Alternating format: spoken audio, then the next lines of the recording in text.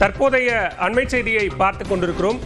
உயிரிழந்த ரவுடி நாகேந்திரனின் இறுதி ஊர்வலத்தில் தள்ளுமுள்ளு ஏற்பட்ட நிலையில் போலீசார் லேசான தடியடி நடத்தி இருக்கிறார்கள். இது தொடர்பான அண்மை செய்தியையும் காட்சியையும் பார்த்துக் கொண்டிருக்கிறோம். கூடுதல் விவரங்களோடு இணைகிறார் சிறப்பு செய்தியாளர் கோகுல். விவரங்களை பதிவு செய்யலாம். பிரபல ரவுடி நாகேந்திரனுடைய இறுதி ஊர்வலமானது தற்பொழுது நடைபெற்றது. அவருடைய உடலானது அவருடைய இல்லத்திலிருந்து முல்லை நகரில் இருக்கக்கூடிய சுடுகாட்டிற்கு கொண்டு வரப்பட்டது.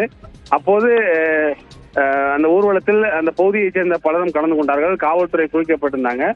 தற்பொழுது அவருடைய உடல் அடக்கம் செய்யப்பட இருக்கக்கூடிய நிலையில ஊர்வலத்தில் வந்தவர்கள் லேசாக உள்ளே சுடுகாட்டிற்கு உள்ளே செல்ல முயன்ற போது காவல்துறை அதிக அளவில் கூட்டத்தில் சேர்க்க முடியாது என்ற அடிப்படையில் வெளியே செல்லுமாறு எச்சரித்தார்கள். அப்போது ஒரு தள்ளுமுள்ளானது ஏற்பட்டது.